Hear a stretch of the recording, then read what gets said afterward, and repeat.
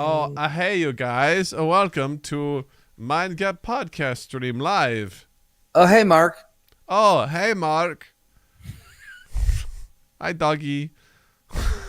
That's the next soundbite I need to pull is, oh, hey, Mark. Oh, hey, Mark. It's perfect.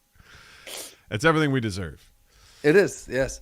I should have an entire section dedicated to, hold on. What's up, Zin? Dedicated to meowing. I should have a whole section on the soundboard dedicated to just the room sound drops. Yes, that'd be great. And Right. a lot of fun to pull all those. You're tearing me apart, Lisa. I sounded like a bad pirate right there. I don't know what that was, but I You're like it. tearing me apart. Where are the shillings? Yarg! Yarg! Set sail for the mainland, Lisa. Put in your wooden teeth and get down here and swab me poop deck. Scrub hard, Lisa. Scrub hard, yar. Run hard and you'll find the treasure. You set me free from these dastardly earthly binds. Come clean me up, yar. Linda! Yar! How close. It's a very fine line between Alex Jones. No, sorry, that was Rush. Yeah, Between Rush Limbaugh and an angry pirate. yeah, it's very, very similar, those two. Yeah. Very, very close. They're too close, some might say. Too close for comfort, some Too might close say. for comfort, they say. I heard. Have you ever seen Rush Limbaugh and the angry pirates in the same room at the same time? You haven't. Because Rush ate him. What do you think Linda's cleaning up? Right? It's the pirate. It's the scurvy. Leaking the out of his butthole. He's got the scurvy. Mm. Mm. Mm. The kind you clean up with a mop and bucket. Yes. Love. The kind you clean up with a mop and bucket. Like the lost catacombs of Egypt. Only God knows where we stuck it. Hieroglyphics. Let me be specific. I want to get in. Down in your South Seas. That's what it was. But I got this notion that the motion of your ocean. I don't remember something Sure to please. advisory. Oh, there we go. What if I capsized in your thighs, high tide B5? You sunk my battleship. Please turn me on. I'm Mr. Coffee with an automatic trip. So show me yours. I'll show you mine. Tool time. You'll love it. Just like Lau, and then we'll do it doggy style so we can both watch X-Files. Do it now. If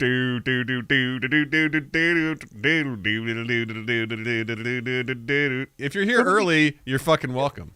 You're welcome. A little bit of Bloodhound Gang. The only one enjoying this right now. Well, Hey. I can't even say she's enjoying it. No, You're but the only she's one here. privy to this right now. That's right. Yeah. That's amazing how you can just, we reserve space in our hard drive for that. I know, right? Yeah. Wolf. You're welcome, Wolf. You're welcome. Yeah, I don't like that is when hold on, let's see. That is Bloodhound Gang. They're classified as a rock band. Hard disagree. Yeah, I don't think so. Bad Touch. Okay, so when did Bad Touch come out? That came out.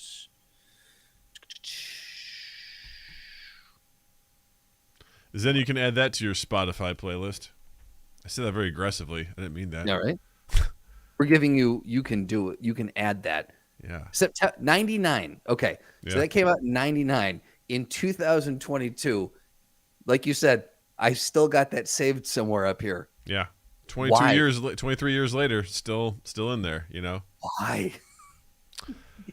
I don't know, man. There was an imprint The there. amount of things that I have not remembered, so I can remember that. Yeah, right. Somewhere it's just stuck in there.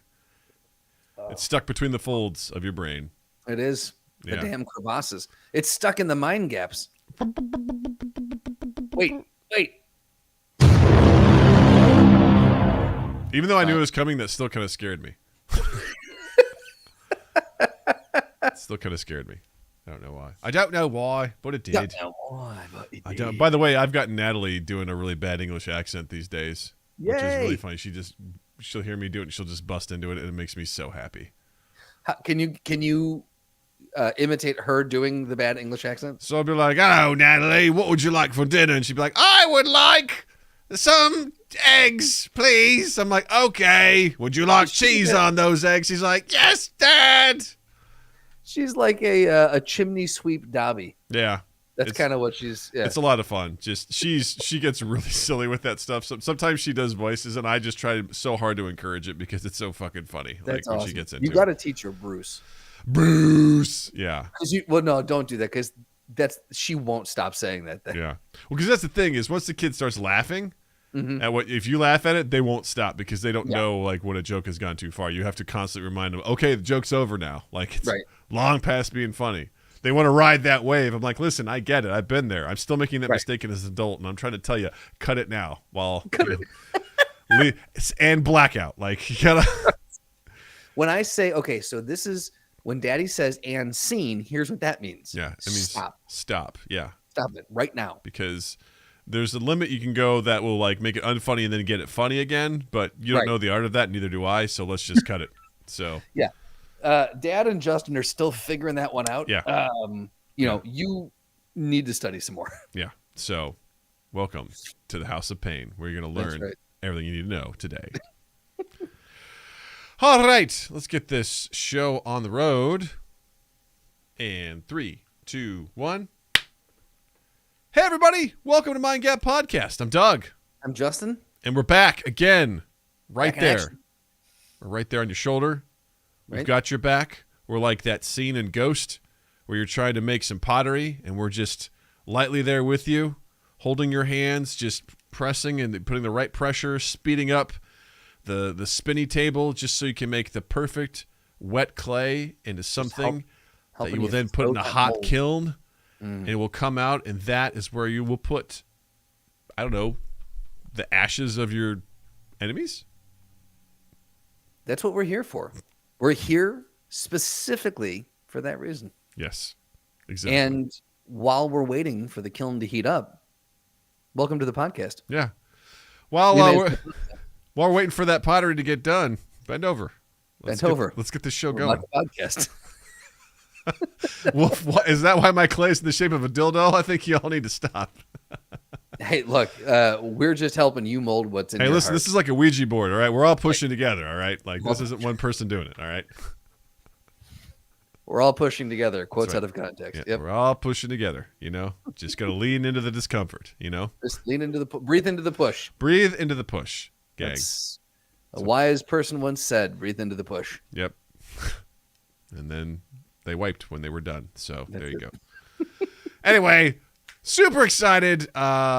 We got some fun stuff to talk about. I've got a bonus segment that I've cooked up for Justin and I for tonight, which should be a lot of fun. Justin doesn't know what it is. He opened it, and I told him to shut it. I just hovered. I hovered on it, and it previewed, but it was too tiny to read, so don't worry about it. Good. Yeah. Richie, what's going on from Mariel? Oh, Richie. I caught Richie's stream. He was playing Leisure Suit Larry tonight, and the funniest part was watching the first 15 minutes where they're trying to verify that they were adults and they could play the game. I'm not sure if you're familiar with how this game works. I've heard of it. But in order to make sure it's not kids playing the game, they offer you random trivia about pop culture, and you have to answer it correct. And if you don't, it doesn't let you play. Interesting. It is the most random shit. It's like, what's the fifth element from Captain America? With the fifth element from Captain America? Yeah. I'm sorry, Captain Planet. Oh, I was like, wait, what? I don't know. I just know vibranium. What else is there? Do they mean is it the soul stone? I don't know. There's 6. What are you talking about? Get it. There's that. It's like, which of these in 1990, which of these organizations ceased to exist? And it's like the Red Faction Army, the Green Beret Army. Like, it's just a whole bunch of random shit. I was like, what? There was some blues music, like trivia. It's so funny. It was amazing. I just sat there watching them, and they're trying to Google it, but not everything was Googleable. So it was very, very funny. That's really funny. So, what is the conceit of Leisure Suit Larry? I know I've heard. You help guide Larry to get laid. Got it. Yeah. Cool. Yeah. And when I was in like 6th grade, someone had it, and it was like a real big deal. It was all pixelated, and the first thing you could do was try to go have sex with a hooker, and it was like a real big deal to like be able to do that. Guys, we're gonna see pixelated boobs. It's like, yeah, I just want to see them. Oh yeah, they're totally having sex. Yeah. But it was fun, Richie. Good job. Keep it up. Leisure Suit Larry. Yes. Now I all I needed to do is see the cover art. Mm-hmm. Absolutely. Yeah. Yep. It's a real special game. So Wonderful. Wonderful. So before we get started here, real quick housekeeping. Do all the stuff that you need to do to support us. Like and subscribe on YouTube. It's the cheapest way to support us. Doesn't cost you anything. If you're listening to us on wherever you're listening to stuff, Spotify, Apple Podcasts, rate, review, give us those stars, give us those reviews.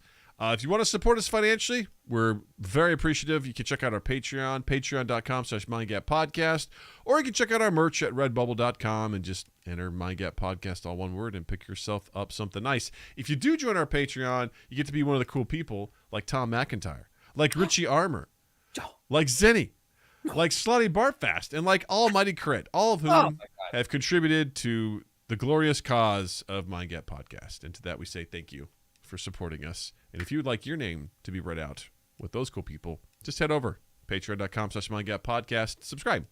And it's not an honor to be taken lightly. No, it's something we take very seriously, and we thank them for their contributions. We love it, and we love you. All right, housekeeping's done. Let's talk about Justin. How was your week? How was it? Was it good? My week was good. I had a really good week, and I was back in Chicago again. What the fuck? At this rate, we probably shouldn't have left, just because I feel like I've spent an equal amount of time in Chicago. Do you think, you should let me know when you're in Chicago? Well, this is the thing. You think you get hurt doing something like that? Just showing up unannounced? I didn't have a lot of time. So this was a trip back. Beth, for Christmas, she got me tickets to an event, which I don't know if I told you about this, but the LARPing event. What's that? The LARP event that was across the street from your apartment. I was very curious about it, and the ticket cost $758. Totally worth it. Yes. I got to participate in one battle. And I was out immediately.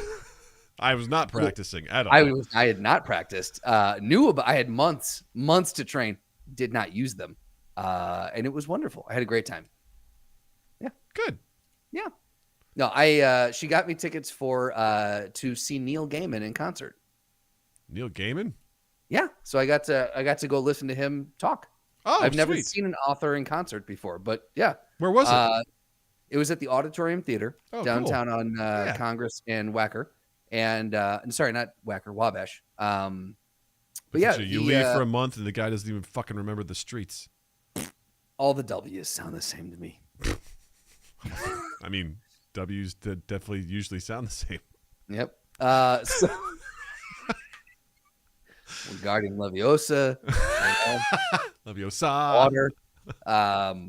But yeah, it was really fucking cool, man. I was very excited. So came in on Friday morning, took the day off work, and then grabbed a hotel downtown, hung out a little bit, had a nice little dinner with myself, and then walked over and checked out the again, I don't know what to call it, concert, performance, intimate gathering show. Sure. Basically, he opened up doing some Q&A. He had a big stack of paper. Apparently, the audience was able to submit questions. I missed this, so I didn't get a question in there. But so he went through and did answered some questions, and that led to some anecdotes about his life and stuff that's happened to him. And then he did a reading from one of his works, and then Q&A, anecdote, reading, and he did like 5 rounds of that. So we got to hear like 5 passages from different works, a poem he wrote, and then just a whole bunch of stories about his life. And it was really cool. Apparently, like 30 years ago, Chicago was the first place he ever did a live reading. Huh. And so he's like, I have a real special place in my heart for this city. And it was just, again, really cool. Could listen to the man speak for hours. That's He's awesome. got the best fucking voice. You've heard interviews with him. Mm-hmm. Yeah. I mean, he's got just above baritone, British, smooth, very calm, great voice, great speaking voice, and just a calm energy on stage. He kind of guided the audience through just a wonderful night. So what was really cool, I thought, was being around true book nerds. Yeah. I was excited to see him, and I was familiar with a decent amount of his work. but there were people there who were like fucking nerd. Like how you and I are Marvel nerds, they were Neil Gaiman nerds. And I was like, what? Like he brought up some obscure short story from a giant collection of work, and like there was like a handful of people who just like thought you were at a rock concert. They were wooing like they were so excited that I've read those words. And I'm like, man, these guys are and I was like, this is so cool. These guys are truly nerding. Like this is a great night for these people. That's awesome. So yeah, it was a lot of fun, a lot of fun. So I've never heard an author speak before. So especially an author of that, acclaim. But I will say, definitely interested in checking out some books that I've never, like The Ocean at the End of the Lane. Have you ever heard of that one? I've heard of that one, yeah. Never heard of it, but based off the story he told about it, I was like, that's cool. He told what the genesis was for it, like where did the idea come from.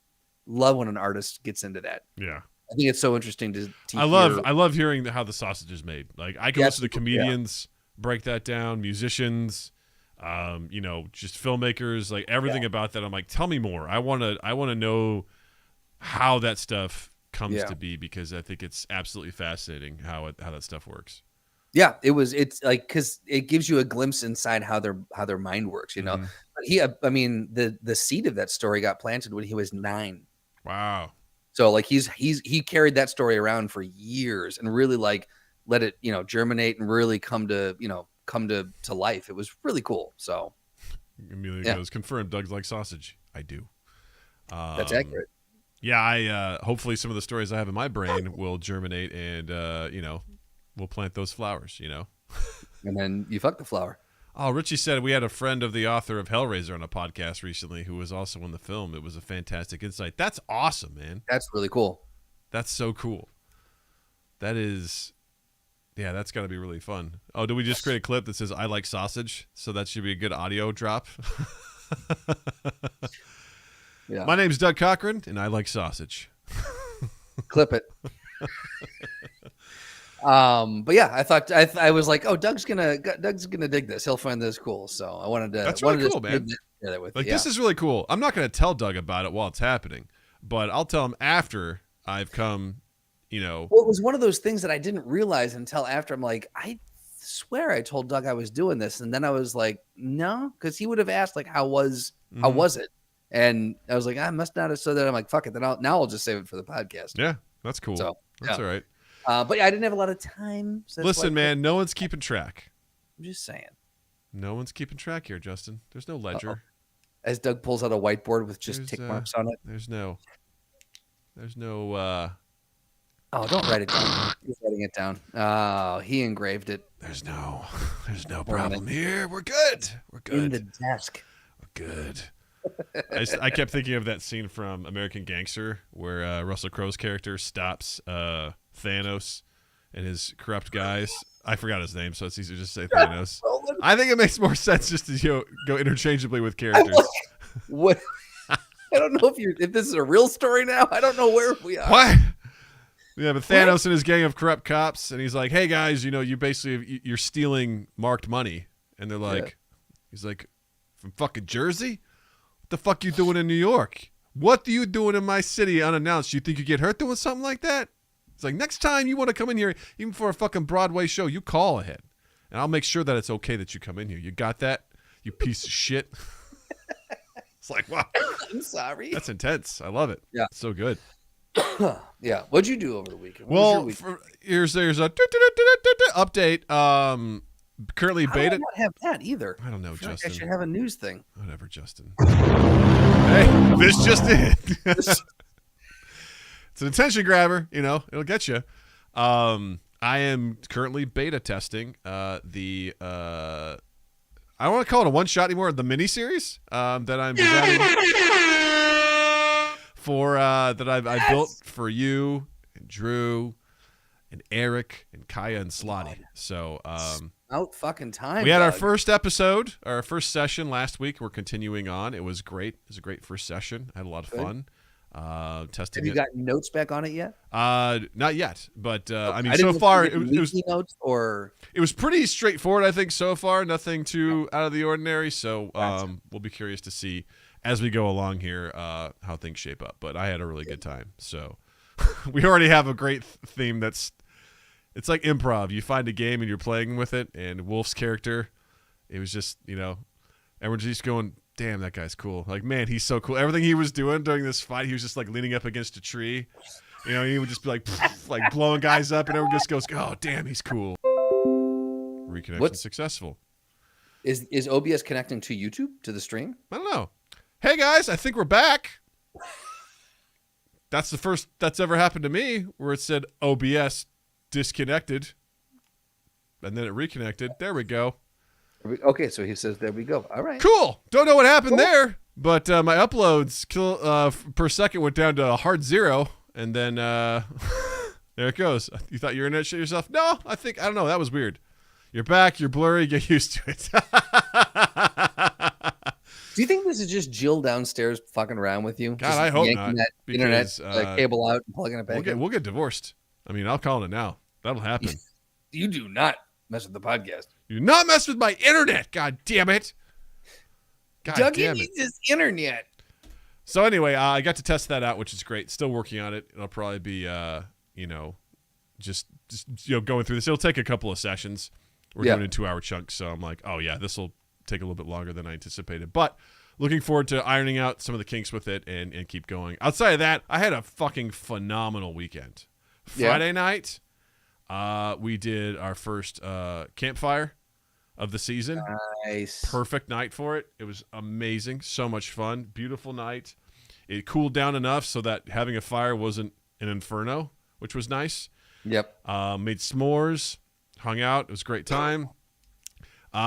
Then Saturday we went to, there was this like party in the park at one of the parks near us. So we went to that for a little while, which was really cool. And then Sunday we went to the zoo and had an absolute blast at the zoo. So that's always a good time. Like baller. I love that. Yeah. It's always so much fun just being able to go. And Natalie is so just into animals and just exploring every nook and cranny of that world. So it's always really, really enjoyable to be able to do. You guys go to the Brookfield Zoo? Brookfield Zoo, baby. Yeah. Brookfield. Nice. It's really, really cool. So we had a really good time with that. I have not been to the Brookfield Zoo probably since grade school on a field trip. Yeah. It's been years. Yeah, I'm a member. Weird brag, bro. I know it is a weird brag, but when I was just looking at how much it would cost just for the three of us to go and park, it was like $82, and a membership's like $150. I'm like, we'll go more than twice. Parking? Yes. Game on. Yeah, I was like, we will go more than twice throughout the year. I think last year went 4 or 5 times. It's like it definitely paid for itself. So Cool. Fucking A. Yeah, Jared says, do you pay for that zoo? Yes, Brookfield you have to pay for it. Lincoln Park is free. I've actually never been to Lincoln Park Zoo. Lived in Chicago for 13 years, never went. It's a good zoo, I can say. I hear it's good, but Brookfield's good. Membership gets all 3 of us. It does, all 3 of us. So plus parking. Jared's very invested in this deal. Are you thinking about becoming a member, Jared? Yeah, man. Come on over. Yeah. Come on over and just visit. saying, by the way, I get guest passes too. I get like 10 a year. There you go, Jared. So all you got to do is drop a couple, $1,000 on plane tickets, get over here, and you can go to the zoo for free. You can stay at my house, so you got your lodging covered. You'll get some good food. I'll smoke some stuff for you. It'll be great. We'll have some good stuff. It'll be great. It's good. Brilliant. eToy Practical Doug does zoo membership. You're goddamn right. I'll be over soon. See you soon, pal. So yeah, I had a phenomenal weekend. It was great. I'm just loving the weather right now. I just want to go outside. I want to do stuff. I want to be active, and it's been really super enjoyable. So, but outside of that, I've also found myself revisiting. I go in these moods where I'm like, hey, I want to watch something. What do I want to watch? And I just get in these modes where I want to watch stuff I've seen before. I just want to revisit. Are you talking movies or series or both? Both. Like I just my brain will be like, randomly be like, you haven't seen this in a while. I'm like, I haven't. And it's just sort of like inceptions myself. And I'll be like, hey, I haven't watched Donnie Darko in a while, And then a few days later, I'm like, I'm ready to watch Donnie Darko. Like I have to wait for the right time to be like, yes, now it's time. You plant the seed and then you let it grow. Yeah, exactly. And I'm like, yes, now's the time to watch that. Yes. And I was just looking for something. I love going through the streaming services and just being like, okay, what's available? What's on there? Like what makes sense? And I came across an old anime I haven't seen in a while called Sword Art Online. Sword Art Online. Sword Art Online. That sounds more like a class you would take at a public rec center. It does, right? Okay. Right? It's totally like a community, like in the Right? park.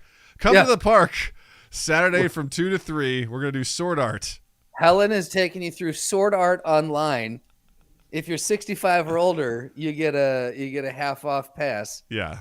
It's no Macs. You have to have a Surface Pro or a Dell laptop. Macs are not allowed here. Absolutely not allowed here. You can't do Sword Art Online with a Mac. I love it. So I fired it up. It's on Netflix currently, and I remember enjoying the premise for it, which is, I don't know if you want to call it the first arc of it, is essentially this nerd and other nerds join in this VR MMO RPG. So essentially, like too many letters, right? You put on this headset. It connects to your nervous system, and then you are like your consciousness is in the game, and you're moving, you're running, you're doing all that sort of stuff. But it is still a game. But the idea is it's this new hot game that everyone's excited about, and 10,000 people log in the first day. They're getting ready to go, and then all of a sudden, players realize they can't log out, and then it's quickly announced from the game designer that that's part of the game, and that you're not allowed to log out, that this is your life now. Like you have to, in order to get out of the game, you have to beat the game. And this is a game that has 100 levels. You have to clear like a boss on every level to get all the way to the top. And if you die in the game, you die in real life. Mouse wasn't working. You looked like you moved. I'm like, he's going to do it. And then we're like, yep. You're like, what do you want from me? I don't know, man. No, hold on. Let me just do this. Cool. Now, all right. Hotkey, baby. We got hotkeys. We got hotkeys. E-toy. Like Ready Player 2. Sorry, spoilers. Yeah, probably. I haven't heard it or read it, but it sounds like about right. So kind of a fun, oh God, you're hosting a Wolf says, since Doug is watching Sword Art Online, soon I'll host a movie night for Sword Art Online ordinal scale in the Discord. That sounds awful. But we'll talk more about it in a moment. But the conceit of it's interesting, right? Because what'll happen is if you die in the game, it sends a microwave burst through your brain and it kills you. And so people starts freaking out, but the main character we're following is Kirito, and he played the beta, so he already has advanced knowledge on some of the stuff, and he's gotten through some things. So he's like, all right, I've got to go and got to do what I got to do. So the conceit of it's interesting because it takes place actually over 2 years. These people are stuck in this game. Wow. Spoiler alert, for over 2 years. And how do they handle that? The idea of like, what's real, what's not. Right. There's some people where you've got player killers in that universe because they don't necessarily believe that you actually die, so they actually enjoy it. Or they're like, this is great, I'm murdering people, and I can do it. Psychopaths show up, yeah. Yeah, right. And there's other people that just hang out in like the beginning level because they're afraid to leave. They're afraid to die. It's and then you have people that are considered like the front line, the assault squad, who are actually going. They're clearing out everything. They're forging ahead. They're kind of like the heroes who are trying to get everyone out so they can win the game. But I was watching it. I was like, cool. Yeah. And as I'm watching it again, I'm like, this isn't as good as I remember it being. Because the first arc, in my opinion, is definitely the best arc. And every arc like that. Unfortunately, now it's reconnected. So, all right, and we're back again. Sorry about that, gang. I'm not sure what's going on with OBS over here, but it's going to get a butt looking here pretty soon. But so, it's not you, Wolf. It's me. All right, I know what's happening. saying OBS is disconnecting. Don't know what that is or why it's doing it, but it's doing it. But we're going to forge ahead here because you know why? Because just like Kirito in Sword Art Online, we've got to beat this game. All right, we got to save everybody in this game. All right, Well played. because if we die in the podcast, we die in real life. Damn it! Yep. It's a thing. It's a thing. It's a real thing. I say arcs because I thought they were seasons, but technically season 1 contains 2 very separate story arcs, if that makes sense. So there's hey, I'm with you. No, it does, yes. I'm with you. I wish they would just do individual seasons that way. At least that's how I thought they were broken out, but apparently not. So it was, again, the conceit is interesting, but as I'm watching it, I'm listening, like there's this like beautiful dramatic music. There's, this intense imagery, and it's like they're trying to, you're trying to ascertain that the stakes are high, but then they say really cringy dialogue, that like nerdy dialogue that just breaks. It just throws everything out the window. Yeah. So I'll give you an example. Like I'm just gonna kind of make up something, but they'll be like, "All right, guys, this boss is really difficult. Make sure to watch his meters, and when he changes from green to orange and then from orange to red, just know their attack patterns are going to change. You got it? All right, I got it." And they're fighting. They're like, "Yeah," doing anime stuff. Yeah. It's like you have the internal dialogue, which I kind of hate in animes. It's just there's so much like hearing internal thinking, and sometimes they do it too much. And like there'll be a slow motion part where he's like, "Oh, if I don't do this fast enough and my HP drops to 0, then I'm dead for good, and that'll be it." And you're just like, ugh. This dialogue sounds like it was written to explain to people like me who might be accidentally watching this, who might have clicked on it and gone, "What is this?" Like, we need to put all this explanation, it's an exposition dump all throughout the whole thing and go, "Okay, cool. Now people are caught up." You have no idea how often that happens. Like they over-explain everything to the point where I'm like, how much time have we spent? They literally do a shopping, like a gear shopping, like section of an episode where they're breaking it down. Like, well, if you want agility stats, you could go with this, but strength will get you. I'm like, what are we doing? Why are we breaking this down? Like, this is not pertinent to what's happening here.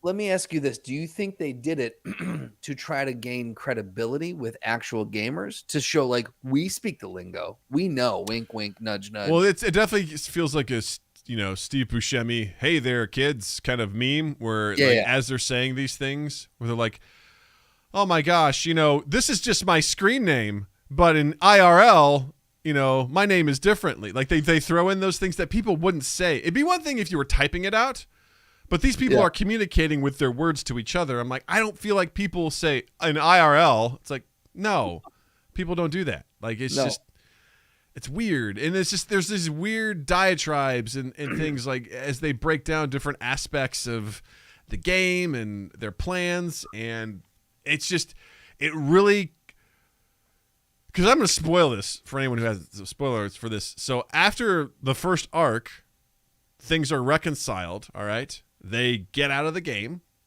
all right? They beat the game. And then there are many more arcs after that where they're playing games, which, by the way, these are like 16, 17-year-olds, some of these characters. Yeah. And they decide to go back into virtual MMOs, which I think would scar you for life if you were in one. The same one? They go into different ones. There's different MMOs, different games that they decide to play. And I'm like, I don't know how the fuck you could ever go back into that, but they do. And they still try to play as if there's the tension and there's the stakes that if you die, it's over. But it's totally not the case in these new games. Like, if you die in the game, you don't die in real life. But this character plays these like, "I'm going to risk it all. I'm going for it." It's like, dude, you can just respawn like when you're done, Do you think this character, is this their way of like showing this character has PTSD? I don't know, man, but is there a deeper psychological meaning to what we're watching here? I mean, they beat you over the head with, what is real? What's reality? Because my consciousness isn't here, but outside, I also feel, It's like, what the When fuck? did this come out again? I think that it was originally released in 2012, and I think it's just been an ongoing series. ever This since. sounds like something that came out in '96. It does. It really does. It really does not sound like it's that recent.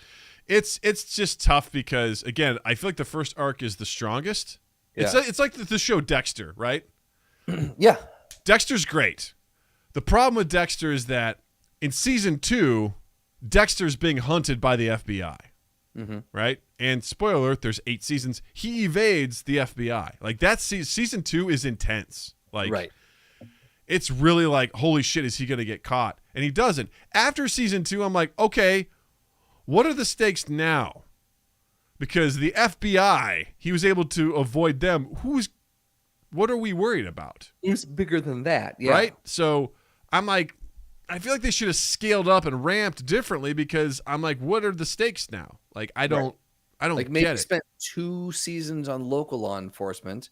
Yeah. And then, right? maybe now we've got someone maybe like a district attorney's coming after him. Right. And then we've got there are levels in between local cop there's levels in between Good Samaritan and FBI. Yeah. Like, There's a lot in between there. Because it's like, oh, I'm not really worried about him getting caught because whatever, you know?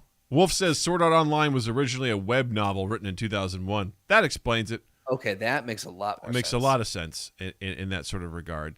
But you don't need to stick that close to the source material when you're making something like this. True. Like if the 2001 web novel was that, like, we're going to talk internet lingo. Yeah.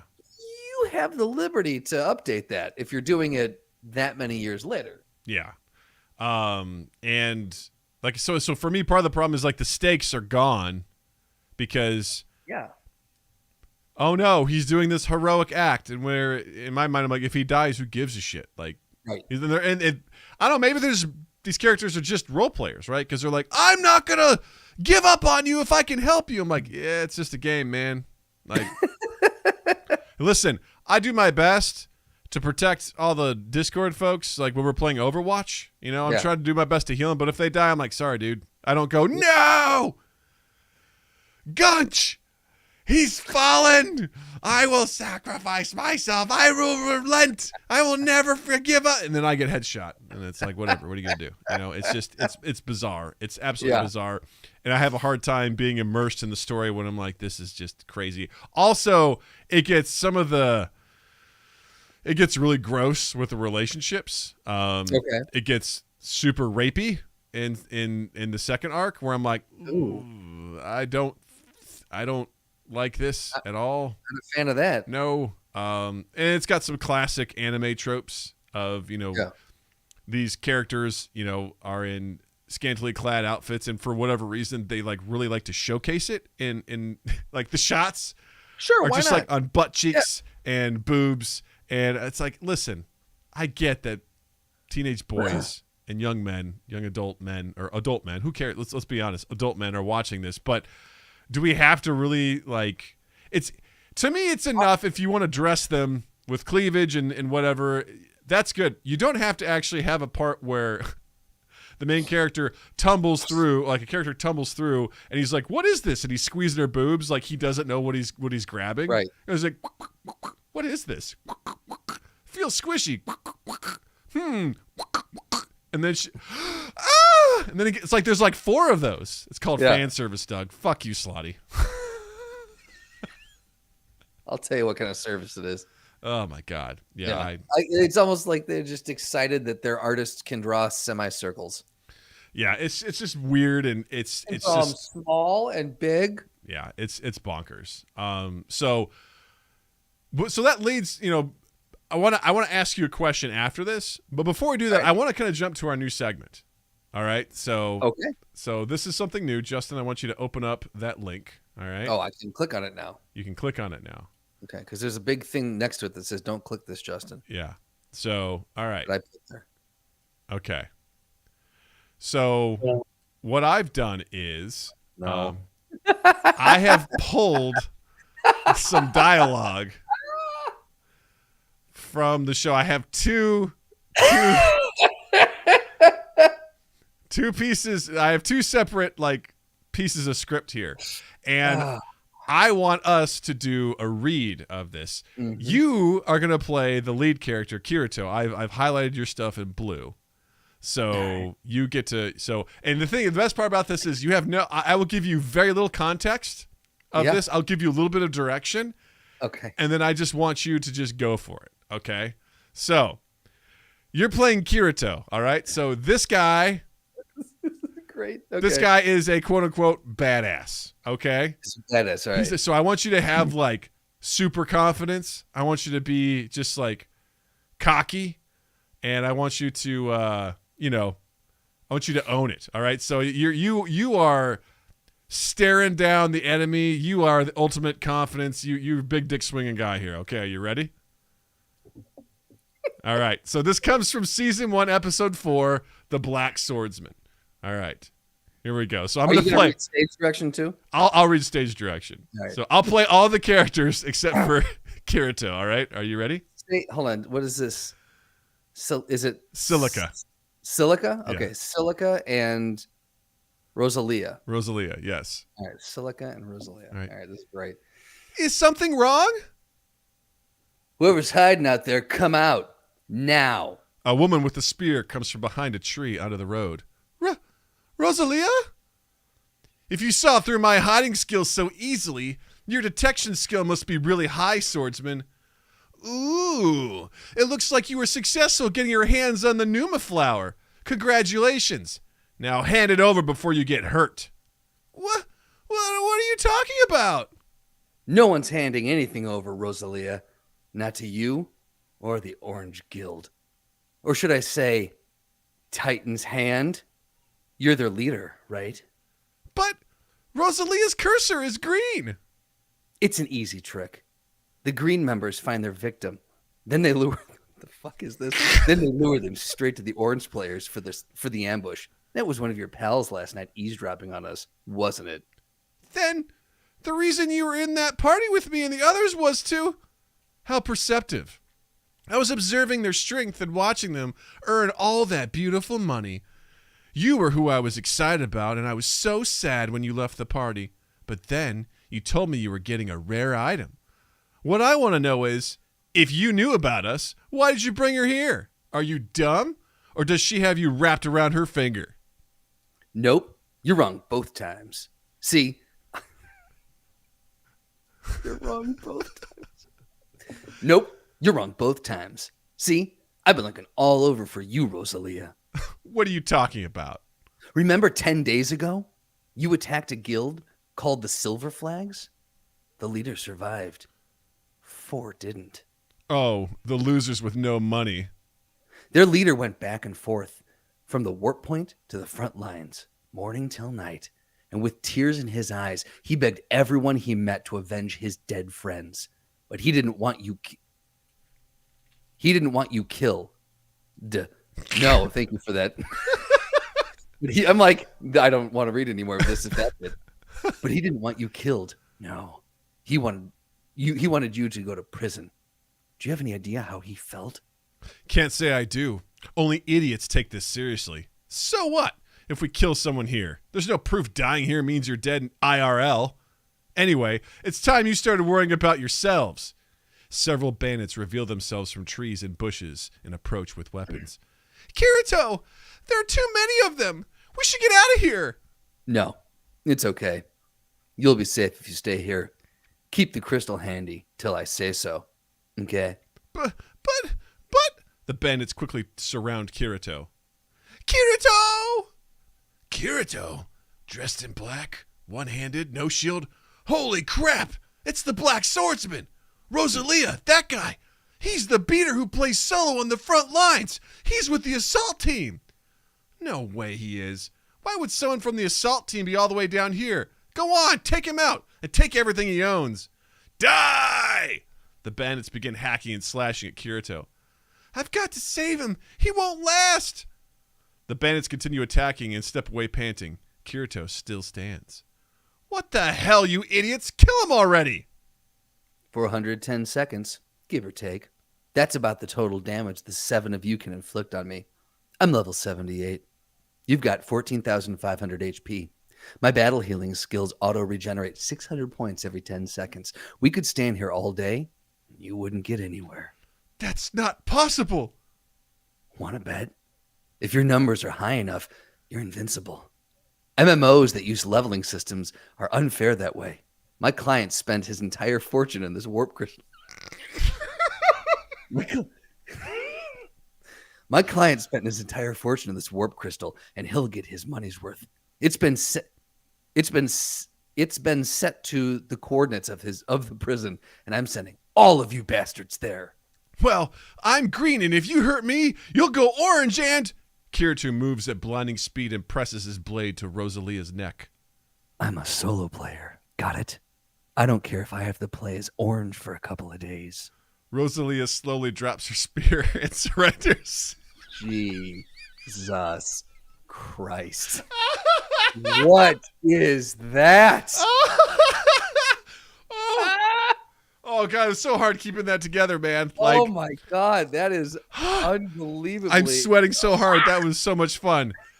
So part of the joy of that was just hearing you utter these stupid lines. Like, and these are stupid. And you owned it. You did such a good job. When he was like 410 seconds, give or take. He like breaks down like the math and how the amount of damage per second they do.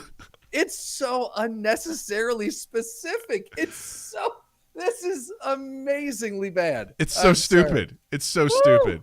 Oh my God. We got one more. It's a real quick one. So this is okay. So yeah, you got a little bit of a monologue on this one, all right? So this one, a little bit of direction. What's my motivation here? All right. So here's the thing. You're with the woman you love, all right? Okay. And she's gonna ask you a question, and it's about a memory that makes you really sad. It's one of your big regrets. All right. Okay. All right. Here we go. So this is from season 1, episode 10. Crimson Kill Intent. All right. You'll have to forgive me if I stumble through this giant block of I don't know. This ridiculously long monologue. All right. I'm in a guild. I just want to isolate that audio right there. It's just Justin saying I'm in a guild. I want to have that on the soundboard. Justin saying, I'm in a guild. All right, anyway. Look. All right. I guess it's sort of my fault, isn't it? No. This is a good opportunity. As a solo player, I don't know if you saw the previous episode, but I'm a solo player. I got as far as I could go. That makes me feel a little better. Hey, Kirito, why do you avoid guilds and people? I hope you don't mind my asking. I mean, it's not because you're a beta tester or because you have unique skills, is it? You do care about people. It was a long time ago. About a year or so. Up to now. It was the only guild I was in. It was small. Including me, there were 6 of us in it. They called themselves the Moonlit Black Cats. As players, they were good. But their levels were way lower than mine. I thought if I told them what my level was, they wouldn't have wanted me around. So I decided to keep my mouth shut about it. I joined up with them. I'd watch them messing around, having fun. And I guess I wanted to be part of that too. And one day, I'm the reason the whole guild was wiped out. If I hadn't hidden the fact that I was a beater, I could have convinced them how dangerous the trap really was. I killed them. Sachi, all of them. I should have put some stage direction. Asuna basically gets in close and says, I'm not going to die. Got that? I can't die because I have to protect you. What is this show? What is this show? Oh, boy. God, what is this show? Oh, Doug, my God. This, I'm 100% okay with this being a regular segment on the podcast. And to my earlier thing that I said, I am absolutely going to make a theme song or an intro song I'll figure something out. This is amazing. Oh, thank you for indulging me on that. Slotty already clipped this. My Justin's in the guild. God. That's amazing. Thank you, Slotty.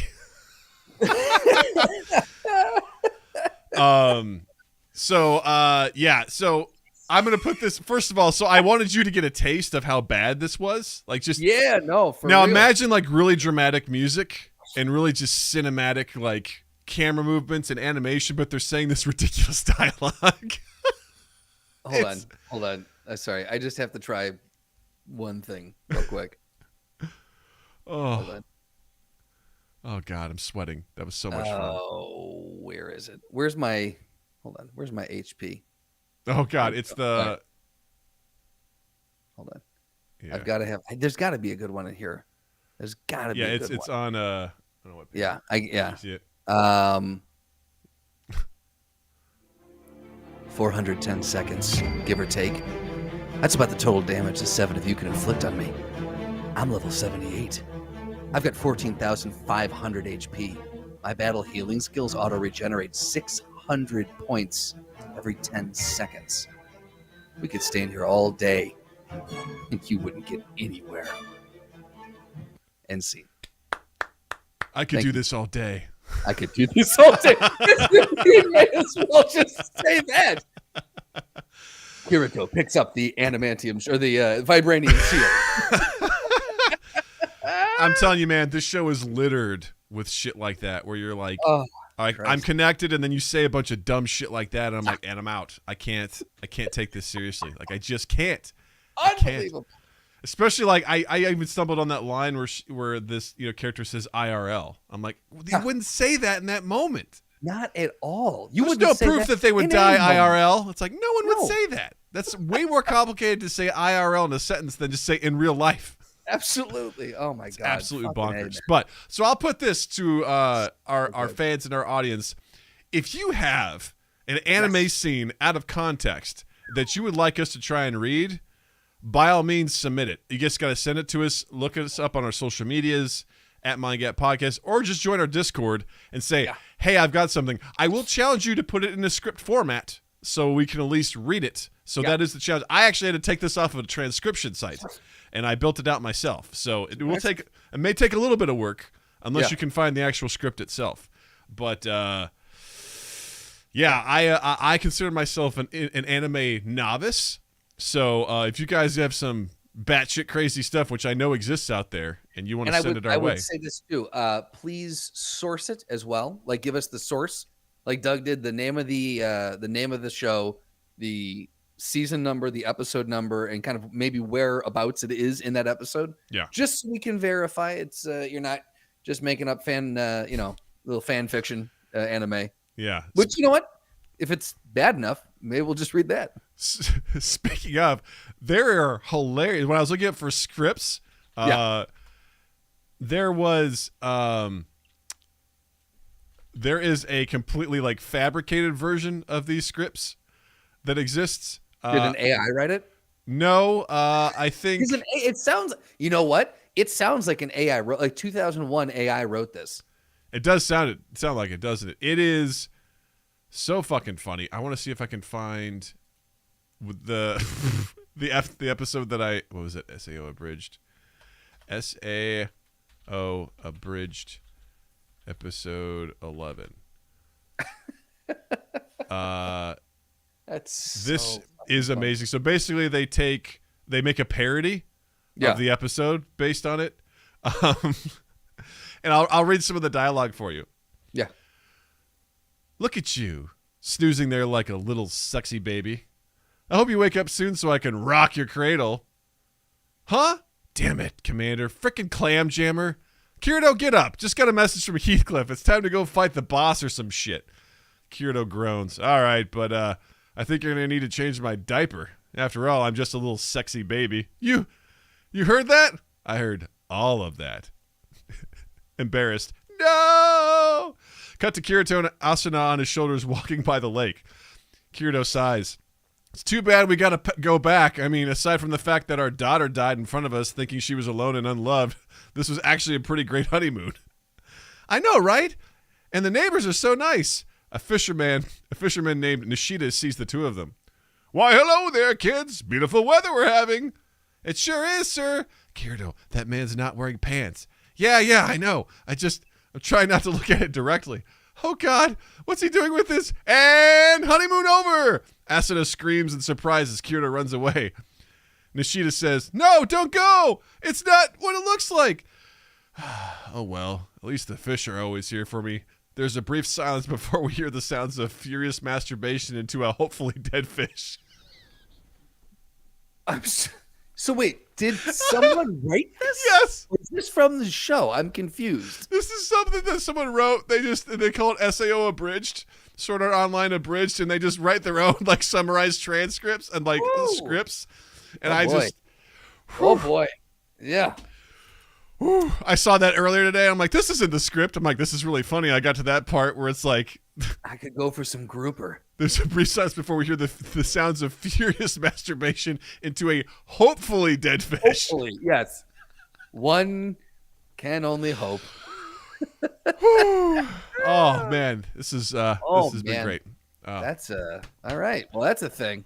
Whew. Thank you for indulging me on that, because that was fun. I look at those who have been here for a while, who are familiar with myself and the podcast, know that I very much have no idea what I just read. I don't watch anime. I'm one of the least knowledgeable people when it comes to anime. So that was very special. That was very, very special. Yeah. It's kind of joyous for me because A, you're not into like that kind of like fantasy game anyway. So hearing people talk about HP and guilds. I mean, I know these things. These are words that you've heard, that I've heard, and yeah, exactly. But it brings me the utmost joy to hear you say these things and just being like, what the fuck am I saying? It'd be similar to me asking Jill to read this script with me. She'd be like, what the fuck am I saying? I'm like, exactly. Exactly. Oh God, that's fun.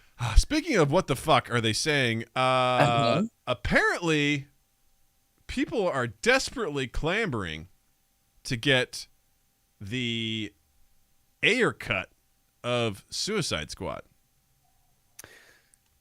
And I'm just gonna throw out there a big why. Just a big, giant, juicy why. Yeah, apparently David Ayer's original edit of 2016 Suicide Squad deserves streaming salvation, says cast member Jay Hernandez. And not only because his fire-wielding meta, Chato Santana, a.k.a. El Diablo, survived that edit. But apparently, a lot of people they want to see this cut because it's like the worst kept secret that there was a lot of trouble. I don't know if necessarily on the set, but basically Ayer was butting heads with the studio. Yeah, studio bastardized the movie and 100%. As studios want to do from time to time. Exactly. Because the teaser we saw when it originally was released, like when they released the teaser at one of the Comic Cons, it was dark. It was sinister, and I was pumped for it. And then later on, we got, supposedly it was like the notes were that, oh, this is too dark. We didn't make it fun. And then they brought in different people to edit it, and then we got whatever we got out of it, which was we got brutal. The nonsense we got. Yeah, so supposedly David Ayer already got all the footage that he needed. So like they, in relation to Zack Snyder's cut where they had to go and reshoot a bunch of stuff. Mm-hmm. Apparently David Ayer doesn't need to do that. So Ayer's like, it ain't going to cost me $30 million to put out the Ayer cut of this. Yeah. And so several people, I think the cast, I know 30 Seconds from Mars was saying that Jared Leto. There we go. He obviously was I didn't know if you weren't saying his name or you just couldn't think of his name.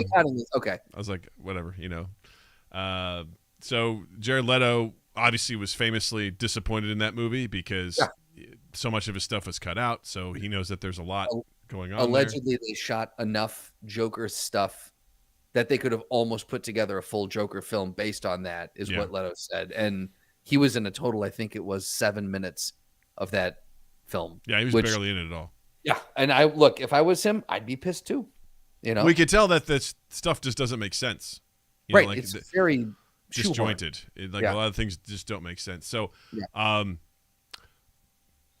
would be curious to see it because that movie is so bad that Mm-hmm. I would love to. I wouldn't mind seeing David Ayer's, version of it, but I don't need to see it. Like, I'm not going to be like, get it out there. If you told me tomorrow that it's up on HBO Max, I'd be like, all right, I'll check it out. I mean, I saw that movie once this weekend. Yeah. I'm like, yeah, I'll check it out. But I'd also argue The Suicide Squad already exists and is a far superior film. Absolutely. And I highly doubt that Ayer's cut is going to match up to that. And you could probably argue this isn't a competition. So. Right. But I mean, I guess is the intent from a filmmaker's perspective, I could see why he would want it out there if he feels like his film, the film that he was going to put out, is vastly different than what got put out. And he wants to save some face and say, look, you guys, like the general audience, a lot of people shit on this film. We're all in agreement that this was not a good film. I'm sure that drove him up a fucking wall if that was not the film that he intended to put out. So I can see from that perspective where he's like, no, I deserve to have my vision of this judged on its own fairly. It could be a giant pile of shit. It might be a good film, but to your point, at this point, why? Like, even though it's not a competition, there's no way that it will not be compared to The Suicide Squad. It's always going to be compared. So he really better be confident that this is a good movie.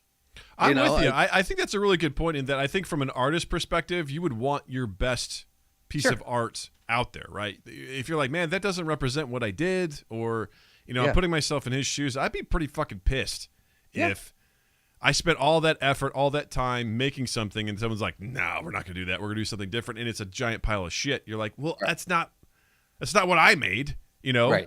And if the resources are there, like assets are there, it wouldn't take you much to do it. Like, just be like, can I please just make it? 28 versions of Blade Runner. So like, why?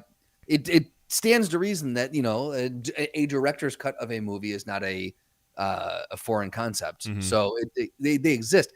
It is just one of those, like, are people clamoring for this? I don't think so. Like, the Snyder Cut was a big thing because that was years in the making. Yeah.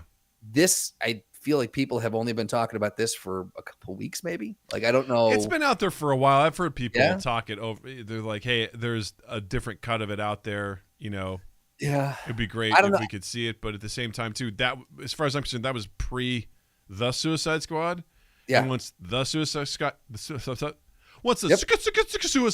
came out, I was like, that movie doesn't exist as far as I'm concerned. Like, does this open up precedent of every director for any movie that doesn't work going, no, that wasn't my movie, and then getting to put a second round? Like, is the Pandora's box on that open where everyone is now going to be putting out two versions of every movie?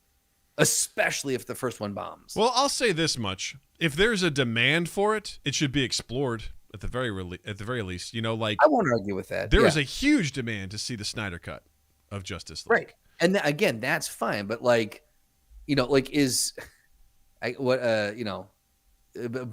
Is there a director's cut of Biodome or Dude, Where's My Car? Like, do you know what I mean? Yeah. Tommy Wiseau goes, hold on 1 second. I don't know why. Hold on, one second. Hold on 1 second, you little whippersnapper. I have things for you. I have new version where it actually is drama, not dark comedy, like I originally said it would be. Right. I think if there's a strong demand for it, and there's an audience that's like really, really, really wants to see it, I think it should be explored. Outside of that, I mean, because I'd almost argue, who cares at this point? Like for Suicide Squad, like because if the Suicide Squad didn't exist, I think this would be a different conversation. I fully agree with that. But the Suicide Squad existing already, I'm like, I think I got what I needed out of that franchise already. Like, I'm good. Like, I don't need to see a quote unquote better version potentially of a previous version that I don't care about. Yeah. I just need to see what. In the time since the Suicide Squad came out, writer, director. Okay, here we go. So Machine Gun Kelly music video. He did Bright, Was that Netflix one, right? Yeah. 2 series of the show Deputy. He did The Tax Collector, and he's got one that he's in pre-production on called The Beekeeper. Okay, so he hasn't done a ton. Oh, The Tax Collector was that Shia LaBeouf vehicle. Oh boy. Yeah, you know what? This makes sense. I get it. I get why he would want a little bit of digging. Yeah, it's not. Yeah, I mean, I'm sure in the industry, he probably feels like he got really shit on, right? absolutely. Yeah. Again, yeah. If it were me, I feel like I would probably be in the same boat where I would be like, no, this isn't my movie. Not the movie I made. Yeah. Because let's face it, he will, regardless, for better or worse, he'll get stuck with a moniker as like making a stinker. Yes, of a movie absolutely. out of that. Yeah. Which is a fucking shame.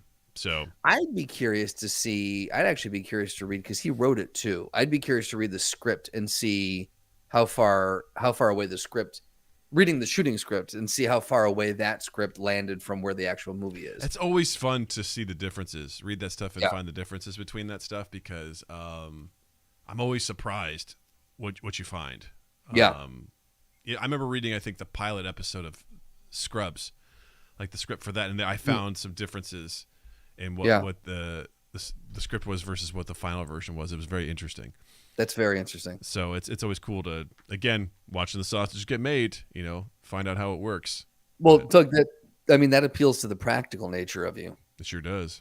And when something appeals to practical Doug, you just gotta ask him.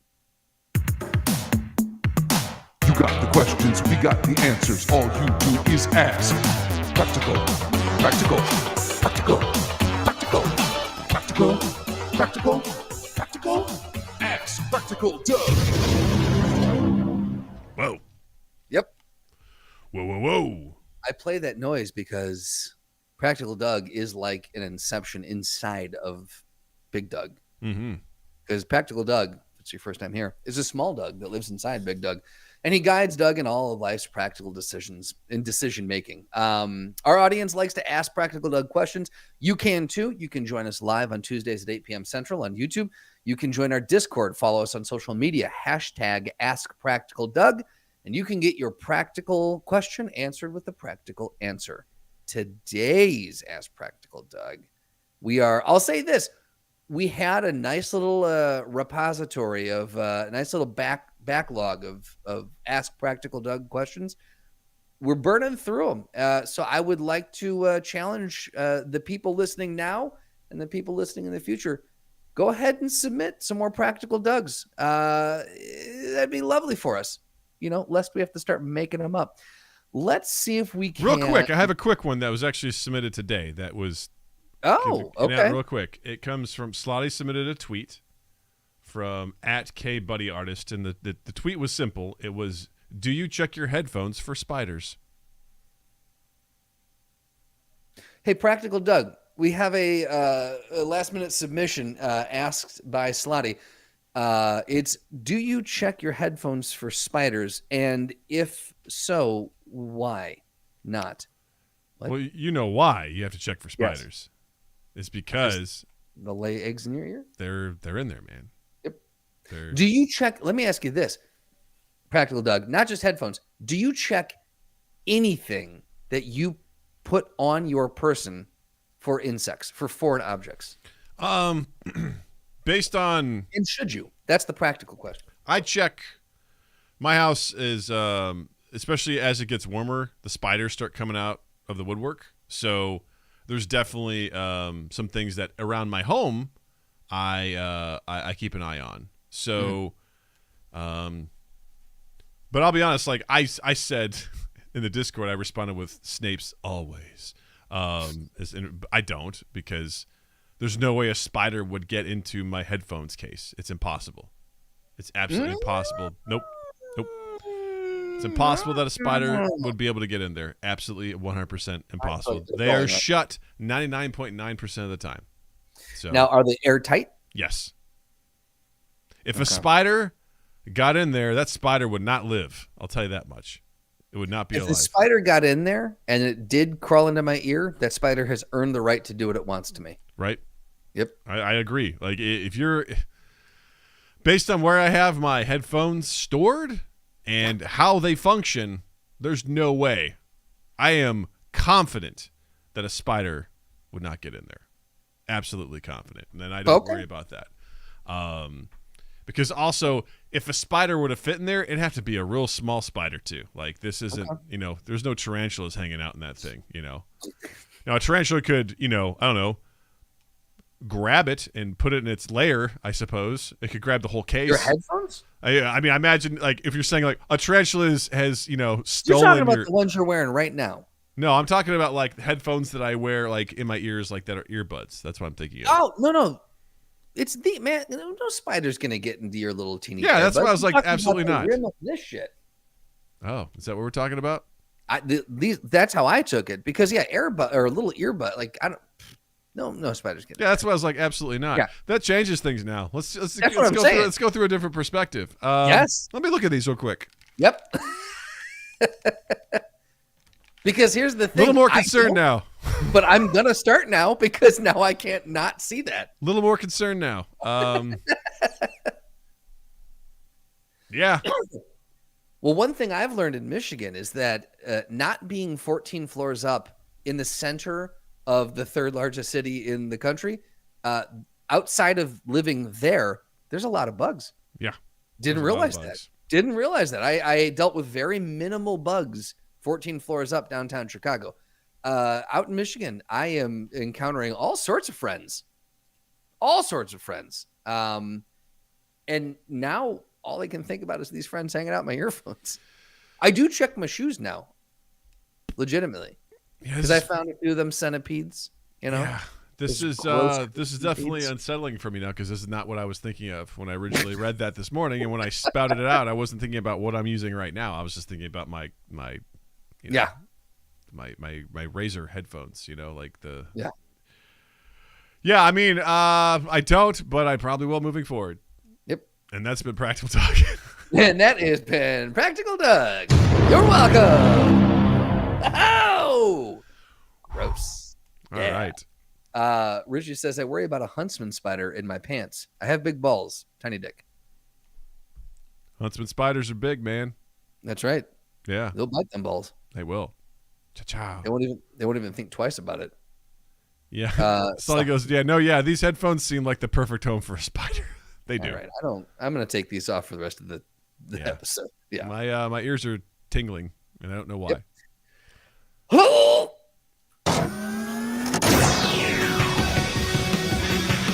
Welcome to the Throwdown. Oh, yeah. Are you ready? I would, you know what? Never mind. Go ahead. Yes. All right. What are we doing? Here we go. All right. This week's Throwdown is Maestro Hulk versus Beta Ray Bill. Oh, there it is. You got this. All right. I didn't know Maestro Hulk was a thing. I didn't either. I gotta open this up. I was thinking as soon as you said you don't like the thought of the spider thing, I was like, I should have queued up Doug Hates Stuff. Doug Hates Stuff. Haven't heard that one in a while. Yeah, we haven't. Cool. Is Maestro Hulk the one that Wolverine rips through in Old Man Logan? I think that's the one, yeah. Okay. As far as I know. Do you want to take Maestro and I'll take Beta Ray Bill? Yes. Give me just a second because I'm closing all of the pop-ups. All of the pop-ups. All of the pop-ups. All of the pop-ups popping on up. Boo. Boo. Where's the X on this one? Nope. That opened the ad. God damn it. I know. In there? They're nope. sneaky. Open the ad. Sneaky little beeholes. Close. Yeah, Beta Ray Bill is probably, I know they're pretty powerful and people tend to like him. I think he's one of the dumbest looking characters out there. I don't like how he looks at all. Yeah. He's a weird dude. But so his hammer is Stormbreaker? Yeah. Interesting. It's weird. I also hate his name. Ladies and gentlemen, Beta Ray Bill. My heart. Mike. Oh, wait. Yeah. I not a fan of his horse face. All right, I know, right? so Sounds Maestro like such a Hulk mean horse face motherfucker, you know. and horse face Beta Ray Bill. Cool. So his tier, it varies. He's a high 6C up to a 3C when sufficiently enraged. He plays a high C. Powers and abilities. Superhuman physical characteristics. That's descriptive. Genius level intellect. Regeneration. He took several years to recover after being reduced to powder. So immortality, types 3 and 4, similar to diabetes. Longevity, rage power, and transformation. Attack potency, it varies, usually large island level, up to galaxy level. He has beat his past self in a fight. That's a line. I'm going to smack you so hard, I'm going to send you back so you can beat your past self. He's got stellar lifting strength. Striking strength, again, galactic. Durability, large island up to galaxy level. He's withstood hits from his enraged past self. He seems to have a thing with his past self. Yeah. I feel like I need to read the character bio to see why he's beefing with young Hulk. Extremely high stamina as long as he remains angry and horny. Rage, extended melee range due to his size. His thunderclaps can reach up to kilometers in every direction. By attacking the ground, he can reach a potential planetary range. Ooh. He's got no equipment except his guns. Extraordinary genius intelligence. He has the same intelligence as, again, his past self. Weakness, none to speak of. God damn it. Hold on. I've got spoiler pop-ups now for Doctor Strange. Oh, no. I didn't know that was a thing. Let's see. I just love this. Thunderclaps are code word for his ass cheeks, says Slotty. I feel like thunderclap is just, that's the kind of STD he has. Like, right. He's got That's what you get when you get to a superhero, because superheroes have super level STDs, you know? Yeah, you do not want crabs from him. You could No. make a meal on those things. Yeah, right. No real weaknesses that I'm seeing on here. Oh, here we go. Yeah, none notable. Unlike his past self, he can control when he turns back into a human. So this guy's really OP'd. Like, he's I feel like this is like peak Hulk. Yeah. And Approximately 100 years into the future, nuclear war has killed off all of Earth's superhumans, taking the world to the brink of extinction. A future version of the Hulk, called Maestro, has seized control, driven insane by nuclear radiation he has absorbed and the bitterness he feels towards the world as continued treatment. He has the intelligence of Banner, and the absorbed radiation has significantly enhanced his strength.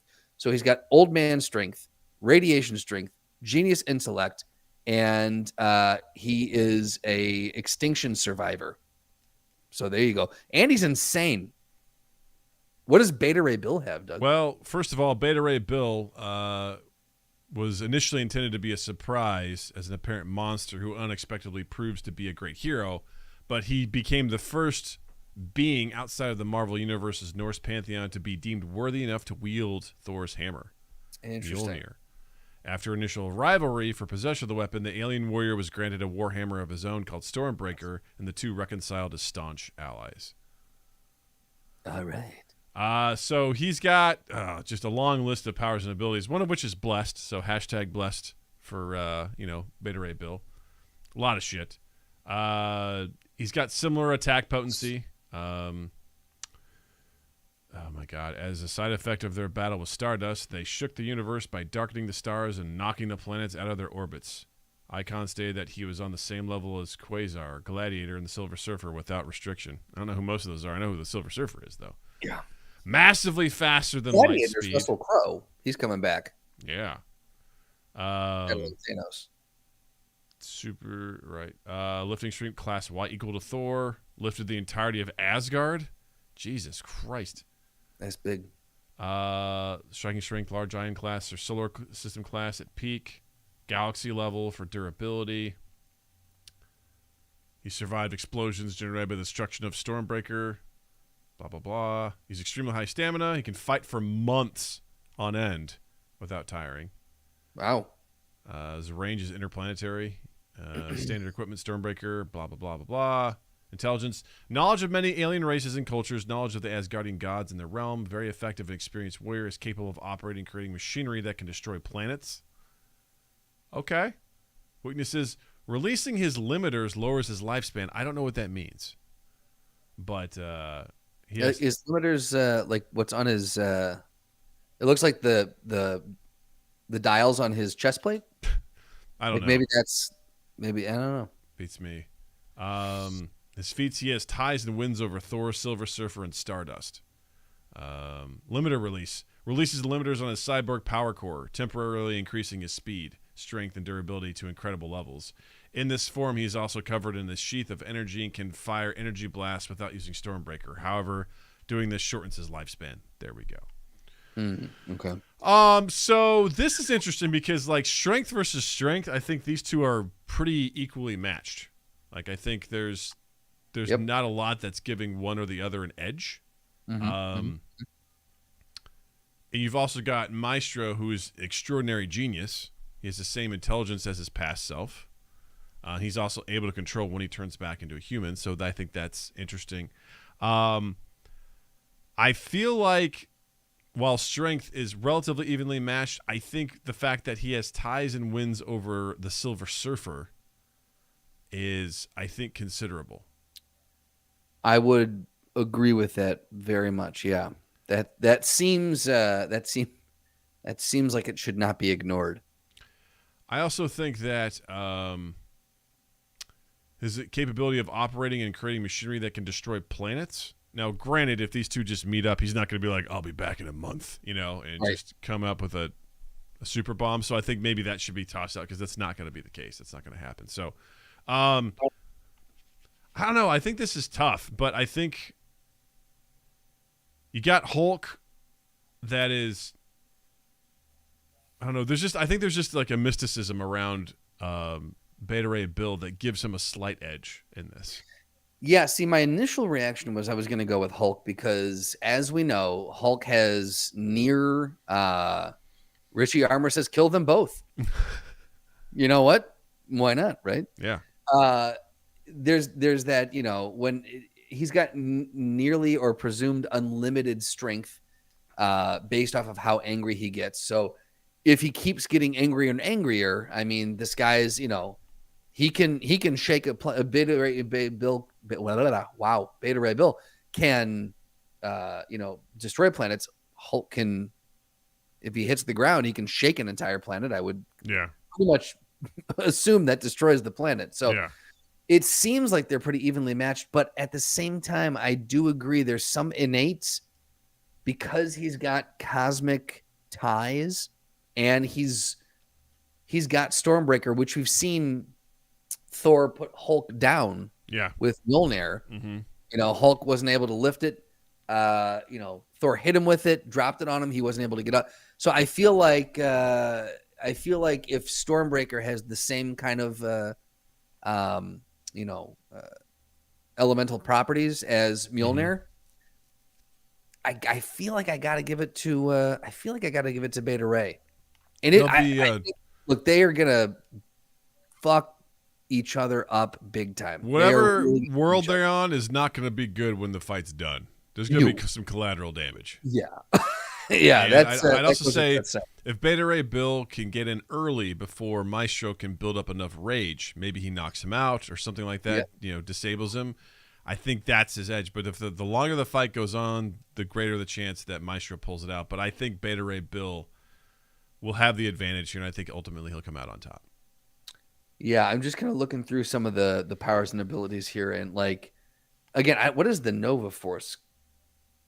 I feel like that's big. It takes me to Imager, which is great. That's what you want. And it's just a panel from the comics, so that does me no good. Yeah, and look, powers and ability. The second one in there, blessed. Yeah, right. #blessed. Blessed. I got to give it Beta Ray Bill for the win. Got to do it. You got to do it. Yes. All right. Great stuff. Justin, what do you recommend this week? Excuse me. So, there is a stand-up comic named Sam Morril, Morril. Yes. Very funny individual. I found out about him on Instagram, and been kind of watching some of his stuff. But he did a documentary, and documentary. It's on YouTube for free. It's called Full Capacity. I watched it the other night, and he went around and documented. So again, stand-up comedian, been doing it about 20 years or so. He went around New York as it was reopening from the pandemic. Comedy Cellar, Laugh Factory, a whole bunch of different places like comedy clubs around New York, and documented the reopening and stand-up coming back to New York. And he's got people like Dave Attell, Colin Quinn, a whole bunch of like some people that you know, Ray Romano, and then some other smaller comics that you might not know, which is cool because you get to see just how they all interact, how they're all very much the same. His interaction with Colin Quinn and Ray Romano is no different than his interaction with some dude you've never heard of or some female comic you've never heard of. They're all just, when they're together, it is one community, and your celebrity means fuck all. Yeah. And it was so cool to see even Ray Romano talking to him going like, I'm terrified. He goes, I can't tell you the last time I was nervous. I'm terrified to go back up here. I haven't been up on a stage in 3 years. Mm-hmm. He's like, this is nerve wracking for me, you know? And you hear all of them talking about what it was like to bomb. Like he's interviewing people that just got off stage when they were 33% capacity in New York. The comics were inside of like a plexiglass fish tank, and all the other audience members were inside their own bubbles.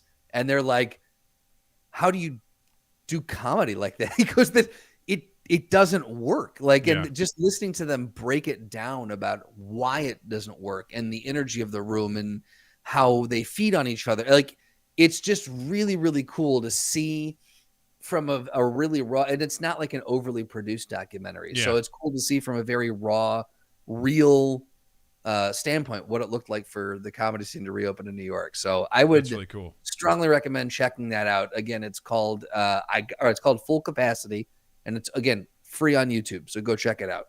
That's awesome. What a great suggestion. I love hearing about that stuff. Yeah.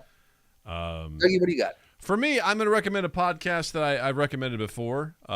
Is it Sword Art Online? It's not Sword Art Online, read by us. It's the Real Dictators podcast. It's a phenomenal podcast that breaks down some of the, I don't know if you want to say the word greatest dictators in our past, but the most notorious, the most ones. Successful. They're doing Hitler in many parts because there's so much to go through with Hitler, but a lot of them will sometimes get 6-7 episodes as they take you through people like Joseph Stalin. The most recent one that they've done a couple of quick ones on Genghis Khan, and then also Julius Caesar, and it's phenomenally researched. It's very engaging. And I highly recommend it. It's so entertaining to put it on, and just you feel like you're learning something, and it doesn't feel like dry and boring. Cool. And I find trying to understand how someone could get to that level of power, why they would want to get to that level of power, and why what they do when they get there. It's like, oh, there's a similar formula between, yes, it's like as you say Genghis Khan. It's actually pronounced Genghis Khan. That's how you pronounce his name. Fuck. Really? Yes. Interesting. We've been saying it wrong for years because our language sucks. Yes. Like Genghis Khan, if he was a party name of a game of wooden brick blocks. You got it. That's it. Genghis Khan. That's how his name is pronounced. But I highly recommend it. It's really well done. They've been going for 3 seasons now. The Real Dictators. You said it's interesting to see how there is similarities between the rises in power. That's really interesting. There's the psychology there that exists in a lot of these folks that you're like, I'm seeing a pattern in a lot of them. And some of them are just like these third world countries where someone just got power and no one was going to take it away from them. They just got there and they're like, I'm here and I'm going to do bizarre shit like rename all the months, and whatever, or outlaw dogs and beards and whatever. Like there's the batshit crazy stuff, but then also when you see stuff like how did Hitler come to power, and you're just learning about that, or Stalin, or some of these other folks, you're like, oh wow, this is, and there's a bunch that I'd never heard of. So I'm like, oh, tell me more. It's Genghis Khan. Yeah, Genghis Khan. It's fascinating to just hear them break that stuff down. So That's cool. Highly recommend it. Nice. All right, gang. Thanks so much for listening. Please check us out on all our social medias at MindGap Podcast. Please check out our YouTube page, youtube.com/MindGap Podcast. If you want to see us live, we record the podcast on Tuesdays at 8 p.m. Central on our YouTube page. I also host a video game live stream on Saturdays at 8 p.m. Central. So come hang out for us then. And don't forget to follow Justin online as well. On Instagram and Twitter at Justin_Michael, spelled Mikel. It's the fun way of spelling it. And while you're in the online realm, check us out on Apple Podcasts, Stitcher, Google Podcasts, Podbean, all the places you can find and consume quality podcasts. You will find us there, and you can consume us there. Like, rate, review, subscribe, all those good things. They mean a lot to us. And then keep an eye on all of 2 East 8th's social media, and feel free to check out 2east8th.com if you're looking for, more Justin Reed's hentai scripts. You'll find that right there. Yeah. Reminder, if you've got anime that you want us to do a quick read of a scene, submit it to us. Reach out to us on our socials and join our Discord. Link is in the description. Check that out. I would love to do more of those segments. So yeah. But with that being said, Justin, thank you. Douglas, thank you. Chat, thank you. Listeners, thank you. And you all have a dandy fucking week, y'all. And that's the recording, gang. Dadgum. That was really fun. Thank you all for riding with us on that anime segment. That was way too much fun. I almost feel exhausted from laughing at that. You guys are our ride or dies. Thank you. Yes. Thank you very, very, very much.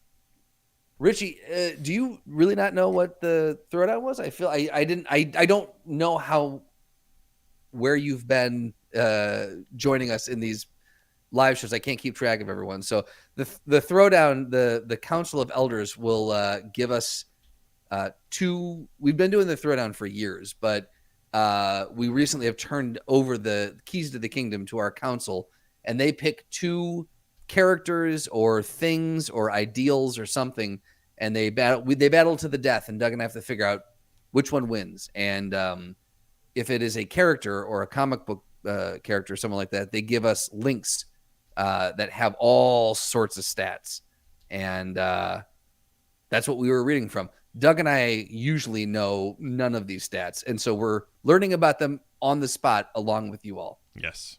Yeah. Yes. That's why. So when you say you have no fucking clue what's happening here, neither do we. Yeah. And I'm glad you liked the anime bit. That was something I wanted to try out, and it was very, very fun. So I didn't know the 2 characters. Yeah, neither did I. So. Oh, yeah. Nope. We were on the same page there. We were figuring it out together. So thanks for sticking with the plan. All right, gang. Well, thanks for hanging with us. You're awesome as always for showing up for the live shows. We love you. We love your commentary. You're the best. I will be hosting a game of Spyfall on Tabletop Simulator on Saturday. So if you want to watch us role play our balls off instead of actually playing the game of Who's the Spy, that's where we get such great clips like Noah's. I forget what it is. You got that, Justin, all queued up? We're showing some signs of being fucking wet. That's right. That's where that came from, was a good old Spyfall situation. So we'll be doing that. So come hang out, watch and enjoy, and try to figure out who the spy is, and also why we abandon the game rules and just want to fucking role play with each other. It's so much fun.